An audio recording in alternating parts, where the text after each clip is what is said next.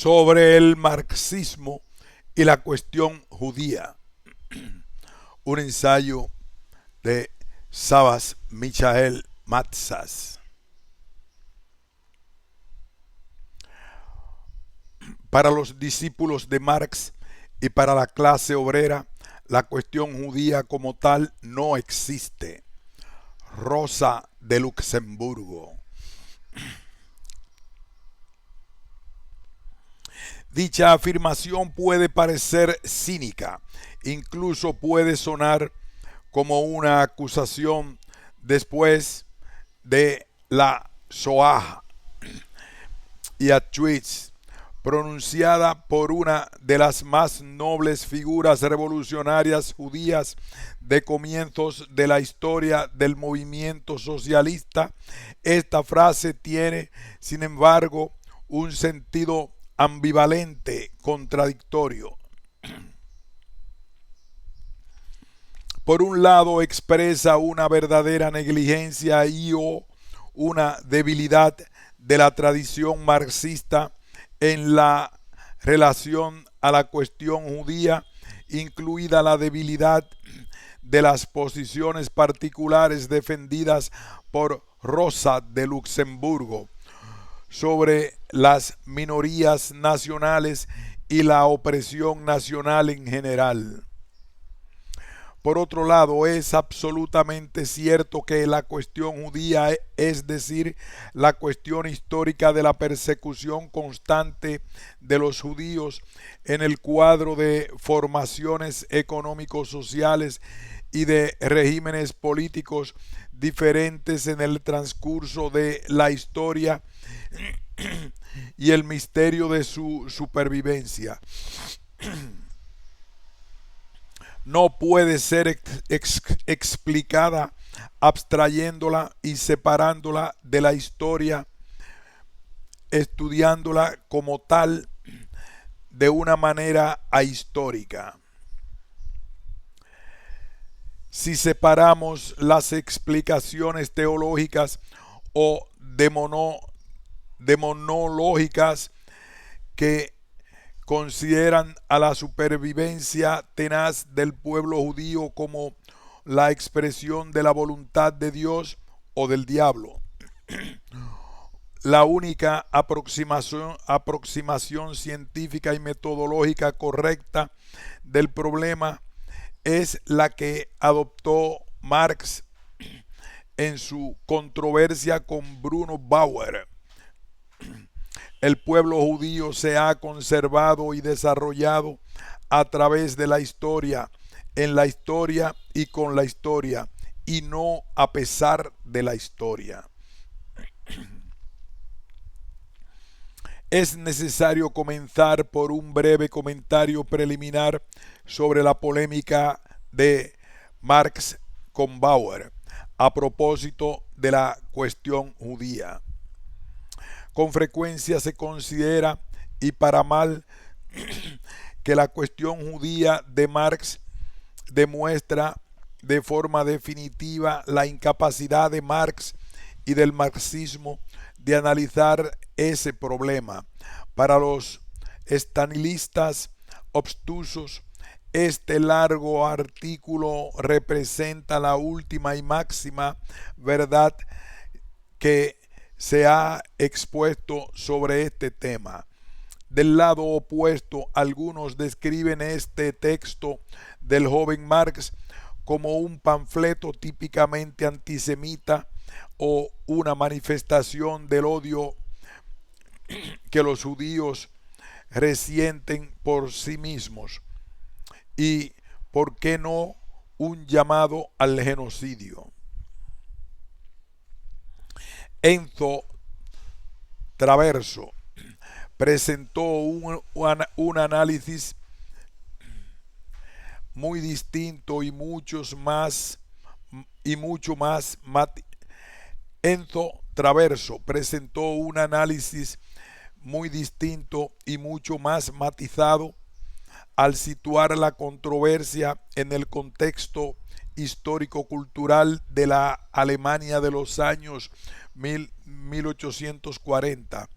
se esforzó por colocar el texto en el seno del desarrollo del pensamiento de Marx en un momento en el cual éste se encuentra superando el sistema hegeliano, abriendo un nuevo horizonte en el materialismo dialéctico. Arlene I. Clemencha, universitaria, ha escrito un estudio en este mismo sentido.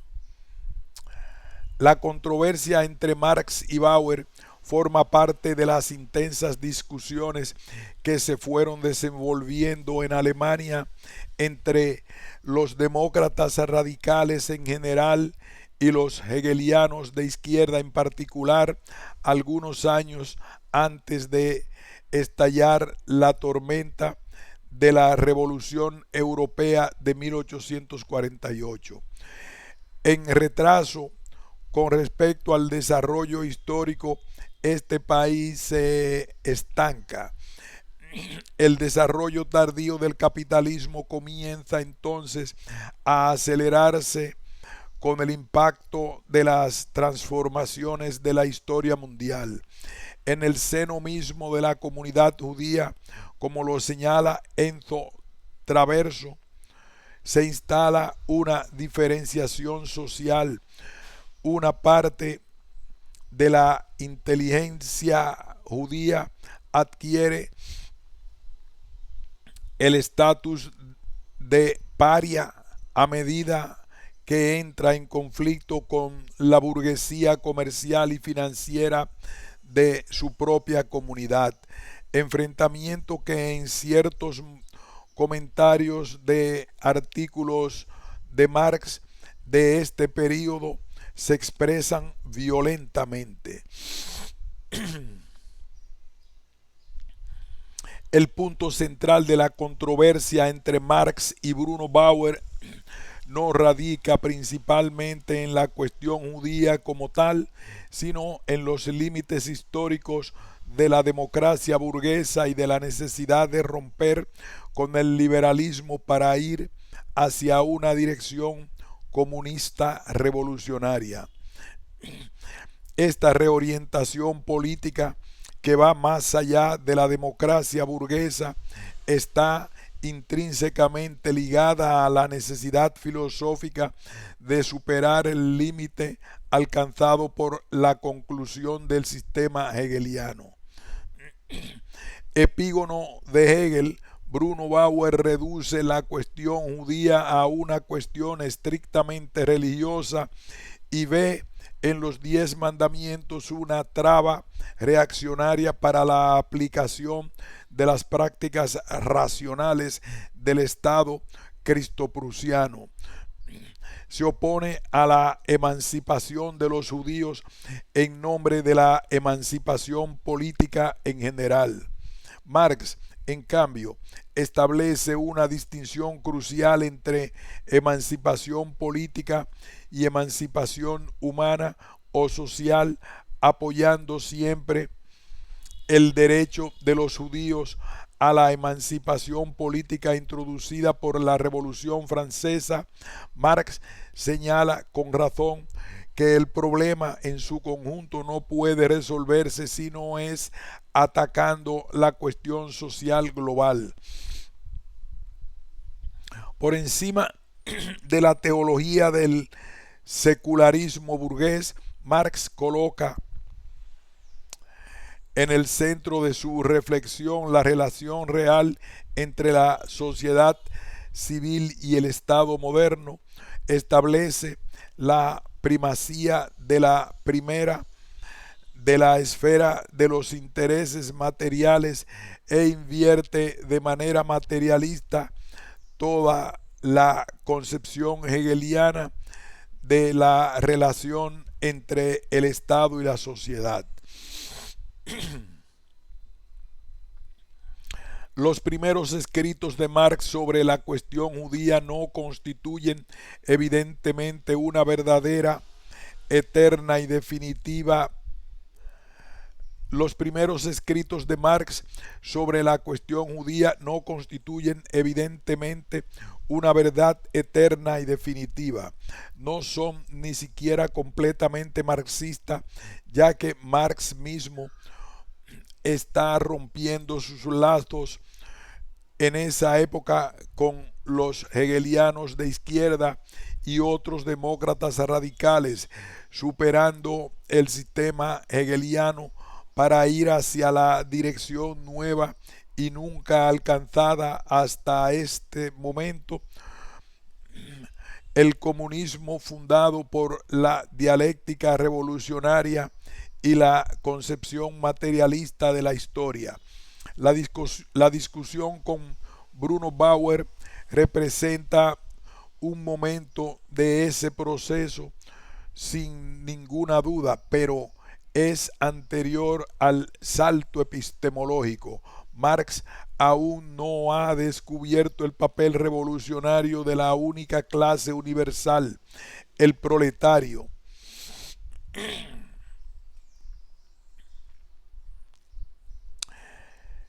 Sin esta concepción, ninguna ruptura real con el liberalismo es completa. De sus primeros escritos hay que retener sobre todo un punto metodológico esencial. Se comete un error idealista a la Bauer cuando se intenta explicar los judíos reales partiendo de la religión judía. Marx no pierde de vista la dimensión religiosa y cultural de la cuestión. No niego de ninguna manera, como lo pretende Herr Bauer, que la cuestión judía sea igualmente una cuestión religiosa. Todo lo contrario, he demostrado que Herr Bauer solo comprende la esencia religiosa del pueblo judío, pero no la base secular real de esta esencia religiosa. Después de Marx, los marxistas, con algunas excepciones, Trotsky en los años 30, no han analizado de manera exhaustiva y profunda esta base secular real. Su punto de vista ha estado anudado por el chaleco de fuerza positivista de la pretendida ortodoxia marxista de la Segunda Internacional, Karl Kautsky, o se ha perdido en la nebulosa austromarxista neokantiana, o peor aún, ha sido amputado del estalinismo.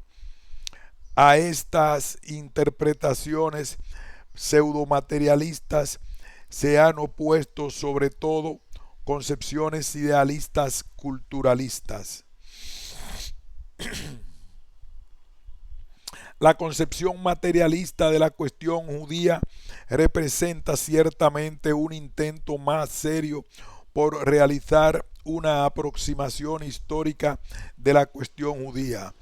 Esa obra fue escrita por un joven trotskista judío, Abraham León, a los 24 años, 2 años antes de morir en Auschwitz. Abraham León considera que la base secular de la supervivencia de los judíos está ligada a un proceso social, el de la formación de un grupo social específico, el pueblo clase de los judíos comerciantes. Los judíos, según León, en tanto que pueblo clase de comerciantes, aparecieron por primera vez después de la destrucción del primer templo, 586 a.C., y el exilio de Babilonia, y luego se desarrollaron en la antigüedad tardía y durante el período carolingio. 751-911 después de Cristo, período que marca el apogeo de la clase de judíos comerciantes. El contexto histórico natural del pueblo clase judío fue el precapitalismo. Dicho grupo social de comerciantes y de usureros, de portadores de valor de cambio, proliferó en los poros de las sociedades precapitalistas fundadas sobre economías naturales orientadas hacia el valor de uso. A causa de esta contradicción, los judíos se convirtieron en objeto de odio para la sociedad y fueron víctimas de olas de represión recurrentes. El capitalismo moderno, según León, destruye la base secular del pueblo judío. En consecuencia, o ese pueblo es asimilado o es destruido, como lo han demostrado la barbarie moderna antisemita del nazismo. El análisis de Abraham León fue blanco de numerosas críticas, incluso de parte de marxistas. Como numerosas personas lo han notado, Abraham León reduce la particularidad judía a una función económica y subestima el papel crucial jugado por la vida religiosa y cultural en la supervivencia del pueblo judío. Algunas críticas llegan incluso a rechazar la importancia de toda base económica material específica, insistiendo en el hecho de que únicamente la religión y la cultura han asegurado la continuidad judía en la historia. Maxime Rodinson adopta una posición intermedia, acepta la noción de pueblo-clase, pero solamente después del siglo XI y las cruzadas, como lo notó con justa razón Arlene Clemencha, los siglos XI y XII no marcan la eclosión de una clase judía comerciante, sino un periodo de transición durante el cual los judíos comerciantes y usureros existentes revolucionan hacia un grupo casi exclusivamente compuesto de usureros. Según Robinson, la persistencia de una entidad judía autónoma se debe al carácter pluralista étnico-religioso del pueblo judío, dotado de un particularismo poderoso y de una religión con aspiraciones universalistas.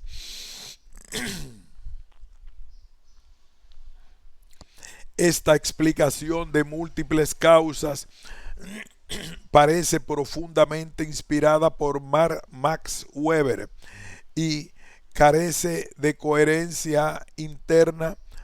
No cuestiona esta explicación de múltiples causas parece profundamente inspirada por Max Weber y carece de coherencia interna.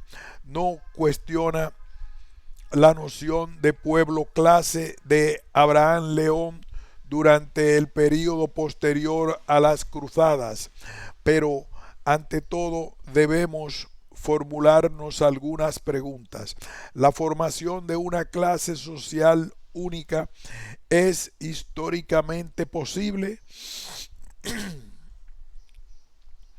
Los judíos constituyen en un momento de la historia una entidad monolítica o monoclasista, incluso cuando los comerciantes se convierten en una capa mayoritaria en el seno de las comunidades judías hubo siempre una corte de artesanos subalternos, pequeños agricultores, vendedores ambulantes, etcétera.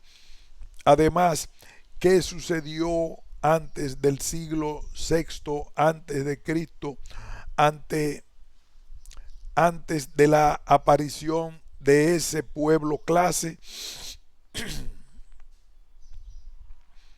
¿Qué se puede decir de la historia social, de la estructura económica y social de ese pueblo, de sus orígenes, del desarrollo histórico, de sus tradiciones culturales y de sus relaciones con la historia posterior al exilio?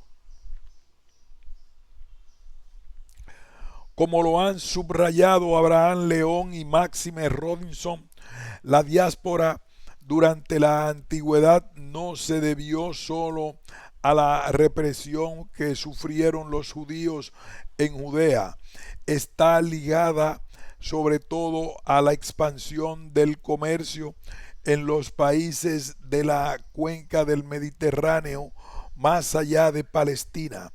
Las comunidades judías del exterior jugaron un papel significativo en ese comercio mediterráneo. Su función económico-social estaba estrechamente ligada a la expansión del valor de cambio. Sin embargo, dicho lazo, así como las propias relaciones de Palestina, era contradictorio, rodeados de una cantidad de contradicciones no resueltas.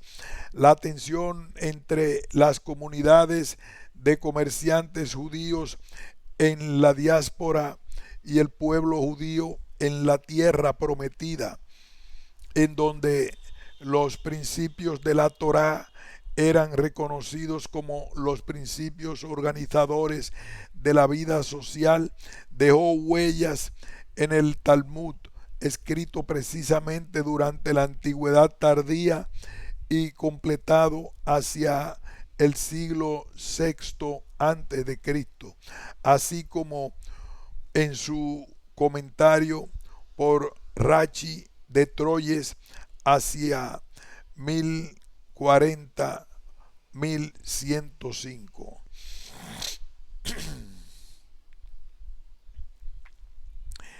En el Ketobot, por ejemplo, que comenta el Levítico 25, 335, 38. Si tu hermano cae en apuros y tu mano vacila cerca de ti, tú lo sostendrás, aunque fuera residente o invitado, para que viva cerca de ti. No le cobres ni interés ni usura, así temerás a Dios y tu hermano vivirá cerca de ti. Tú no le cederás tu dinero con intereses ni alimentos con usura. Yo soy Yahvé, vuestro Dios, quien los hizo salir de Egipto para darles la tierra de Canaán, para ser vuestro Dios. Está escrito que toda persona que resida fuera de Palestina está en la misma situación que alguien que no tenga Dios. Rachi de Troyes, en su comentario a la misma cita bíblica, menciona al Talmud de Babilonia, Ketobot, y explica que Israel ha sido dada a los hombres para que cumplan los mandamientos de Dios y que por esa razón toda persona que vive en el exilio se asemeja al que no tiene Dios, como si hubiera cometido Aboda Zara. Retomaremos más adelante este punto importantísimo. Los comentarios de Rashi y del Talmud se aplican a aquellos que residen fuera de la región en donde la Torá regula la vida social.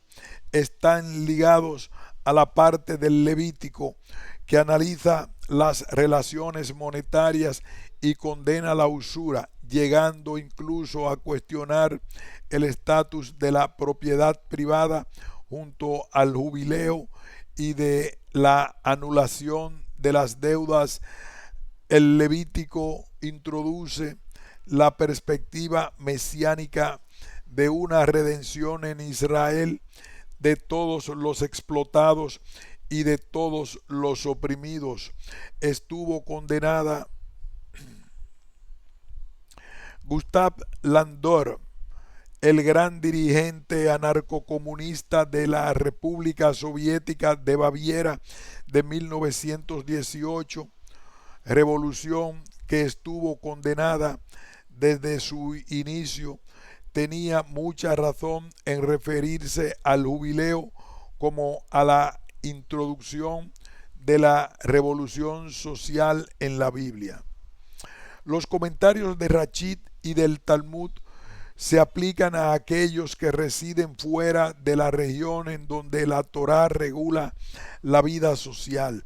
Están ligados a la parte del Levítico que analiza las relaciones monetarias y condena la usura, llegando incluso a cuestionar el estatus de la propiedad privada junto al jubileo y de la anulación de las deudas. El Levítico introduce la perspectiva mesiánica de una redención en Israel de todos los explotados y de todos los oprimidos. Gustav Landor, el gran dirigente anarcocomunista de la República Soviética de Baviera de 1918, revolución que estuvo condenada desde su inicio, tenía mucha razón al referirse al jubileo como la introducción de la revolución socialista en la Biblia.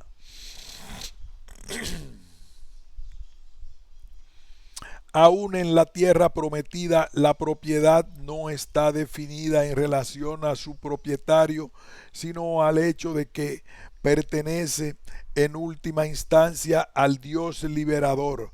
Ver, por ejemplo, Salmo 24. A Yahvé la tierra y lo que en ella hay. La propiedad privada será finalmente superada en el Shabbatón, en el futuro mundo igualitario, Olam Abba, en la era mesiánica del fin de la historia, en el interior de la historia. El misterio de estas líneas no se reduce a un cúmulo de supersticiones religiosas ni a una serie de datos empíricos. Existe una base histórica material secular real que debe ser develada y analizada al mismo tiempo que la dimensión cultural y social determinada por dicha base. Para llevar a cabo esta tarea hay que apoyarse en el método verdadero del materialismo histórico, que no tiene nada que ver con su caricatura economicista o con una concepción lineal de la historia.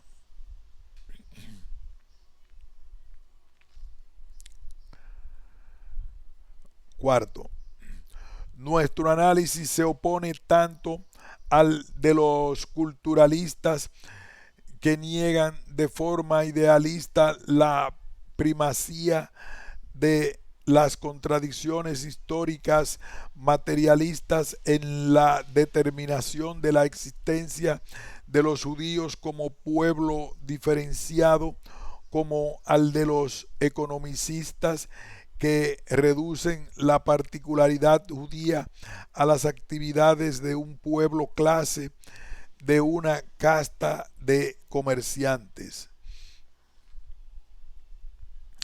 La idea de que un grupo nacional casi homogéneo esté compuesto de una sola clase o casta social fundada en la relación ancestral entre el pueblo judío y el comercio y o la usura es una construcción sociológica, histórica y antidialéctica que debe ser rechazada.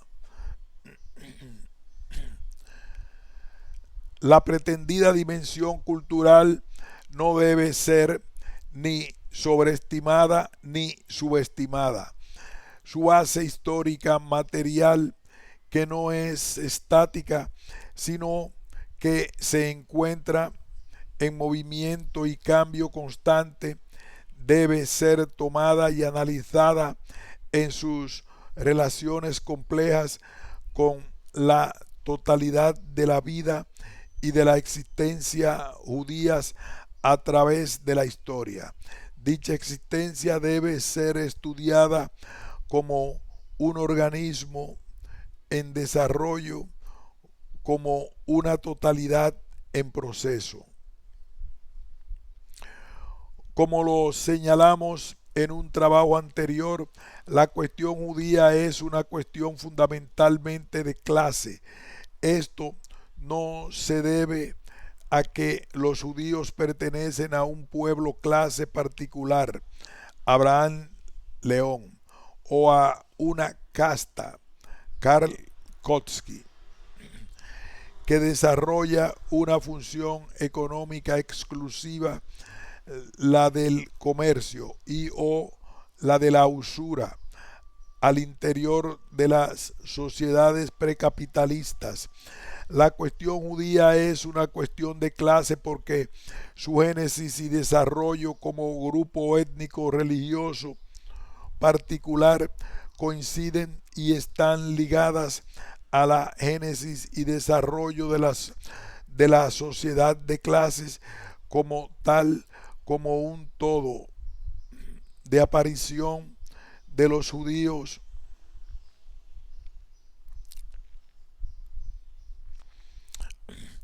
como ya lo señalamos en un trabajo anterior. La cuestión judía es una cuestión fundamentalmente de clase. Esto no se debe a que los judíos pertenecen a un pueblo clase particular, Abraham León, o a una casta, Karl Kotsky, que desarrolla una función económica exclusiva, la del comercio y o la de la usura, al interior de las sociedades precapitalistas. La cuestión judía es una cuestión de clase porque su génesis y desarrollo como grupo étnico religioso particular coinciden y están ligados a la génesis y desarrollo de la sociedad de clases como tal, como un todo. La aparición de los judíos fue una manifestación de la ruptura de la comunidad primitiva y una forma particular de transición entre la sociedad precapitalista y una sociedad protoclasista que surgió al mismo tiempo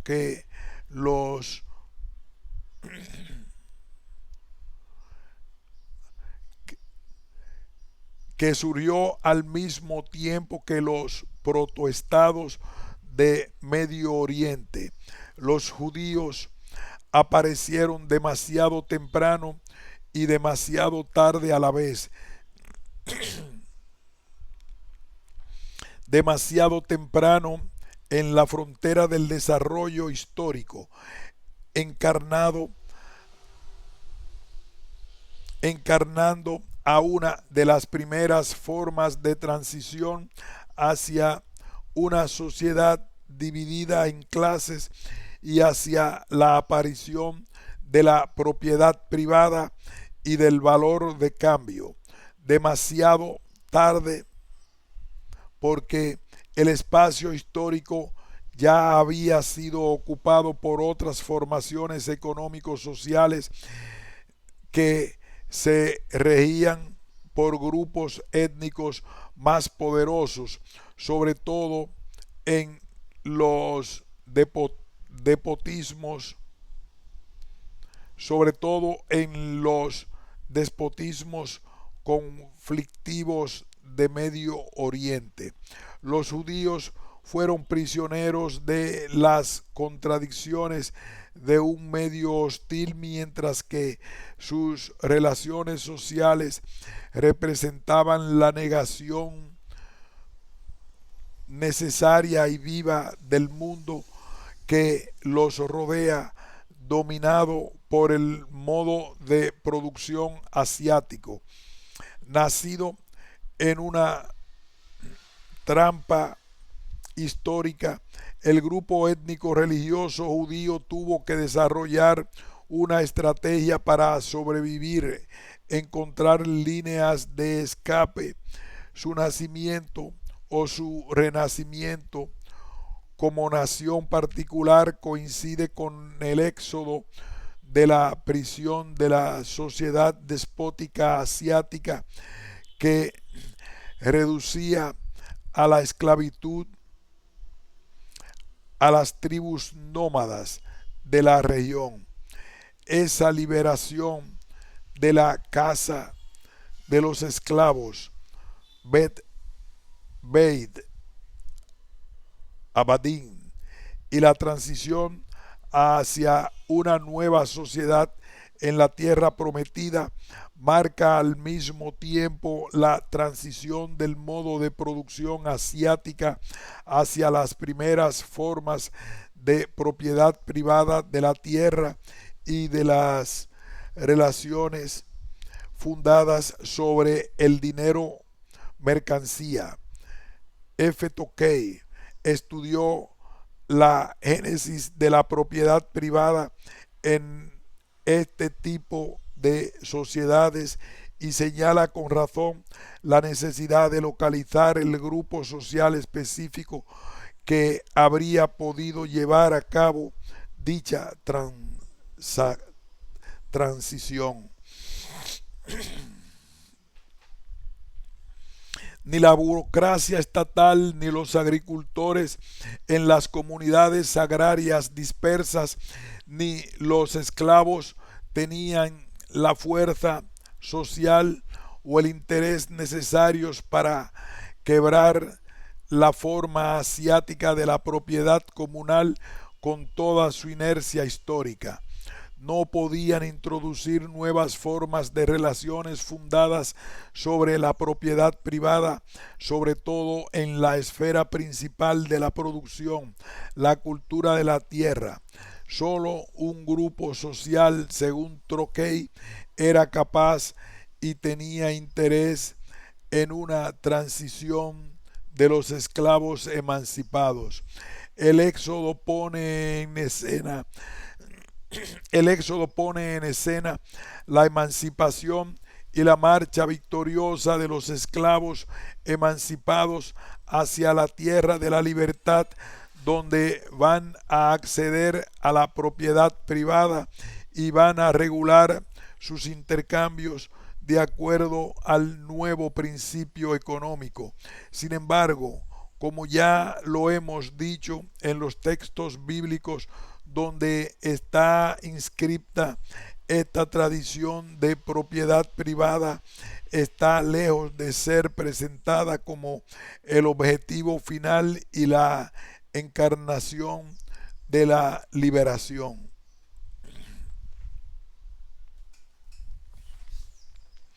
Por el contrario, dichos textos señalan el carácter históricamente transitorio de la propiedad privada y profetizan su abolición en una era mesiánica universal. En la Biblia, el lazo entre la propiedad y el trabajo está bastante claro, pero al mismo tiempo su relación y sus dos polos son objeto de vivas críticas. La Torá ataca a aquellos que consideran a la propiedad privada en la tierra prometida como el objetivo final o un producto que proviene solamente de su propio trabajo. Ten cuidado que tu corazón no se eleve y no olvides a Yahvé tu Dios que te ha hecho salir de Egipto, de la casa de los esclavos. Ten cuidado de decir en tu corazón: es mi vigor y la fuerza de mi mano los que adquirieron esta riqueza. Tú recordarás a Yahvé tu Dios, pues es Él quien te da el vigor para adquirir riqueza. La propiedad no está legitimada por el trabajo, aunque está considerada como un producto del trabajo. La riqueza no proviene de los esfuerzos individuales de los seres humanos, proviene de la liberación de sus capacidades anteriormente prisioneras en la casa de los esclavos, prisioneras del trabajo servil en el modo de producción asiático. La legitimación de la propiedad privada remonta al comienzo de la emancipación del trabajo servil por la fuerza de la liberación. La división de la tierra en parcelas privadas iguales entre las tribus de Israel se efectuó según el padrón de tribus de sus padres, como lo explica Rachi. Según el padrón de los que se escaparon de Egipto, las escrituras diferenciaron esa herencia de cualquier otra en la Torá, ya que en todas las herencias los vivos heredan de los muertos, mientras que acá los muertos heredan de los vivos y la herencia remonta a los padres de sus padres y ellos lo han dividido en partes iguales. Y ese es el sentido de la expresión según el etcétera. En otros términos, los derechos de un miembro de una tribu, propiedad privada de la tierra, proviene del hecho de que el descendiente de un esclavo emancipado que está ligado a ese momento inicial de la emancipación. En cambio, en la forma griega antigua de transición entre la sociedad precapitalista y la sociedad de clases, el derecho de los ciudadanos libres a la propiedad privada de la tierra proviene de su derecho a cultivar la tierra común en la tribu, el ager pubicus del modo de producción antiguo. Aquí hacemos una pausa. Continuaremos con el pretítulo: en la transición griega entre las comunidades agrarias. Hesiodes lamenta su decadencia en los trabajos y los días y la ciudad-estado. Pausamos.